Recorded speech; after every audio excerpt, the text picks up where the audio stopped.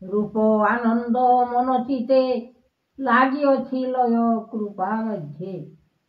অনন্ত মহিমা করি যাতনা ଏହି ଫଳ ଦେଇଛନ୍ତି ସିନା। ଜଗତ ରୂପ ମୋହିନୀ ମୟ ଲାଗିଅଛି ଲୟ କୃପାଏ କର। ଜଗତ ଠାକୁର ଜଗତ ଅନୁଭବ ଜଗତ ସଂସାର ଯାହା ଦେଇଛନ୍ତି ମାୟା ଫଳ। ଅନେକ କାଳ ଅଛି ସଂସାରେ ବିଚାରଣ କର ମହାରୂପେ। ସନ୍ତୋଷରେ ନର ରହିବ ତେଣୁ ରାଗ ହିଂସା ମାନ ଛାଡ଼ ସବୁ।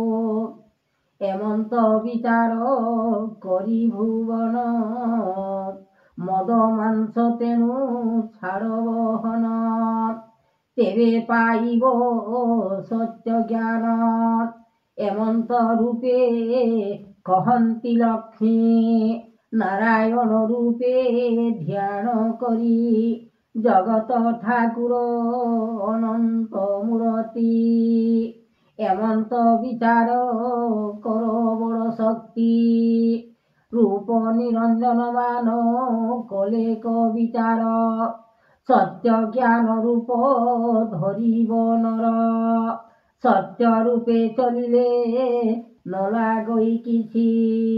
ମୂଳ ଧର୍ମ ଅଟେ ବ୍ରହ୍ମାଣ୍ଡର ଶକ୍ତି। ଏହି ଜ୍ଞାନ ଧର୍ମମାନ କର ବିଚାରଣ। ତେଣୁ ଲାଗିଅଛି ଦେଖ ଆତ୍ମା ରୂପେ ଜ୍ଞାନ। ବିଚାରଣ କର ମହାବାହୁ ଚିତେ। ସ୍ୱର୍ଗ ଭୁବନରେ ଲାଗି ଅଛି ଅନୁମତି। ଏହି ଜ୍ଞାନ କଥା ମାନ ବୁଝିବ ସଂସାରେ। ଯାହା ଦେଉଛନ୍ତି ପ୍ରଭୁ ଲକ୍ଷ୍ମୀ ରୂପେ। ଏହି ଜ୍ଞାନ ଦାତା ମାନ ଦିଅନ୍ତି ବିଚାରି। ସତନାମ ଧର ଶିଶୁର ବେଦ ଗୋଟି। ଅନନ୍ତ ମହିମା ଜାତ ଲାଗିଲା ଉତ୍ପତ୍ତି। ଶିଶୁର ବେଦ ଠାରେ ସବୁ ଅଛି ବଡ଼ ଶକ୍ତି। ମାୟା ରୂପେ ଜ୍ଞାନ ରୂପେ ଦିଅନ୍ତି ଚରଣ। ଯାହା ଦେଇଛନ୍ତି ପ୍ରଭୁ ସତ୍ୟ ରୂପେ ଗୁଣ। ଆଶ୍ରେ କର ମନ ଚିତେ ଲୟ କର ମତି।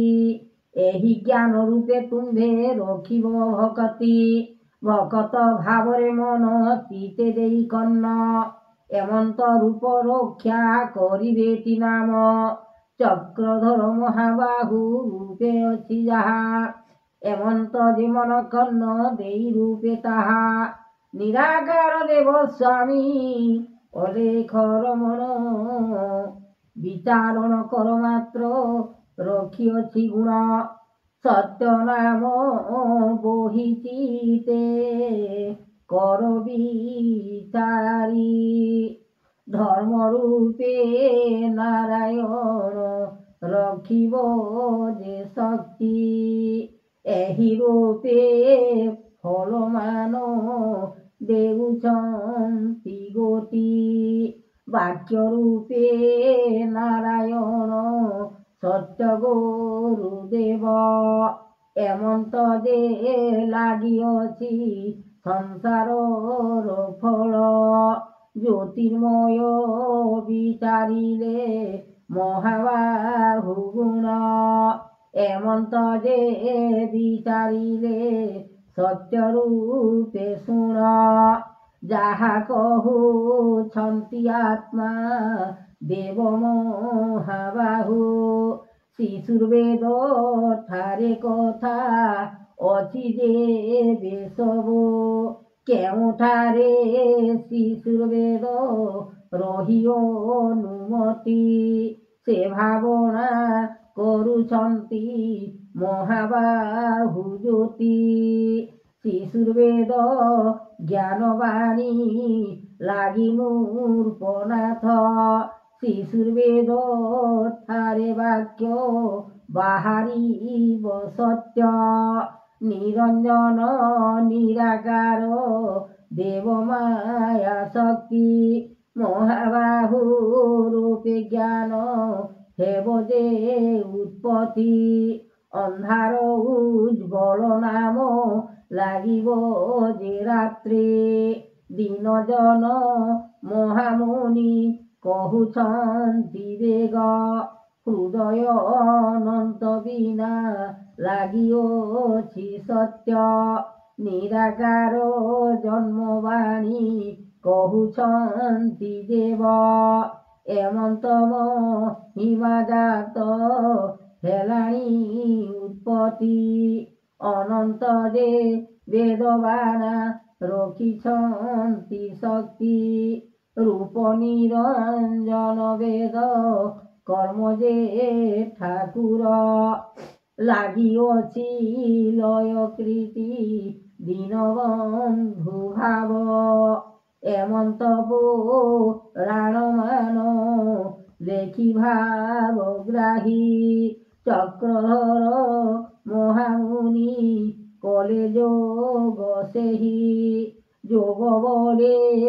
ପାଇଥିଲେ ଅନନ୍ତ ମୂରତି ସ୍ୱର୍ଣ୍ଣ ବଳେ ପାଇଥିଲେ ଏହି ପ୍ରାଣ ଶକ୍ତି ଜ୍ଞାନ ବଳେ ପାଇଥିଲେ ମନ କର୍ଣ୍ଣ ଦେବ ଏମନ୍ତ ଯେ ରୂପ ଭାବ କଲେ ଚକ୍ରଦେବ ଋଷିଙ୍କ ମହିମା ଦେବ କରିଲେ ଯାତନା ସ୍ୱର୍ଗପୁରେ ନାମ ନୀତି କରିଲେ ମହିମା ଏମନ୍ତ ପ୍ରକାରେ ଯାହା କରାଇଲେ ତେଜ ମହାବାହୁ ରୂପେ ଜ୍ଞାନ ଭକତିରେ ଭାବ ଏମନ୍ତ ବିଚାର କଲେ ଆଦି ଅନ୍ତ ପୁର ନାରାୟଣ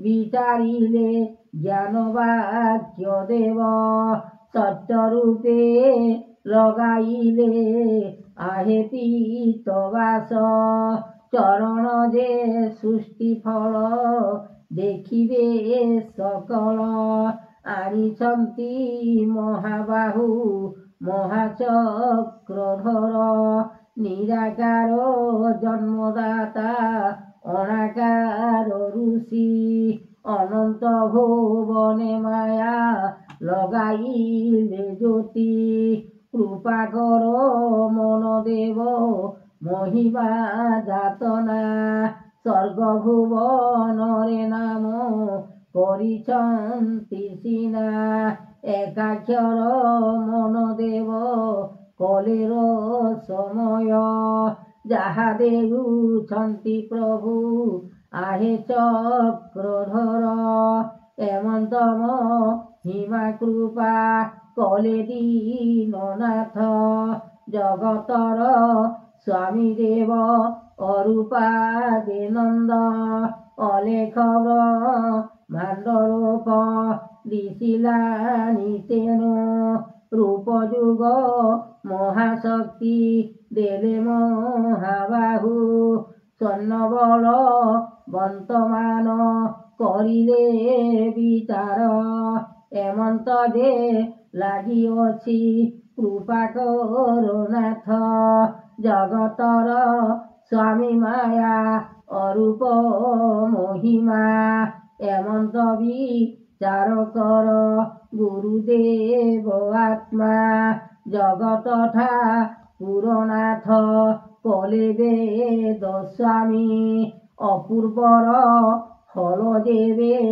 ଆସିଅଛି ବାଣୀ ସୁବର୍ଣ୍ଣ ସୁଯୋଗ ନାମ ଆସିଅଛି ଦେଖ ଏମନ୍ତ ଅମୃତ ଯୋଗ ପାଇବ ତିନର ସକଳ ବିଚାର କୀର୍ତ୍ତି ମନରେ ରଖିବ ଆନନ୍ଦିତ ମନ ଜ୍ଞାନ ପବନ ଦେବେଗ ହୃଦୟ ଅନନ୍ତ ବିନା ଲାଗିଲା ଉତ୍ପତ୍ତି ଶରଣ ଯେ ମାୟା ବିନା ଲାଗିଅଛି ସୃଷ୍ଟି ଏମନ୍ତ ବିଚାର କଲେ ମହାବାହୁ ରୂପ ଜ୍ଞାନ ଦାନ ଦେଇଛନ୍ତି आहे ରୂପ ଯୁଗ ନାଥ ଦେବ ଜ୍ଞାନ ମାୟା ଶକ୍ତିରେ ରମଣ এমন্ত যে নামনাথ কলেনি যে ব্রহ্ম।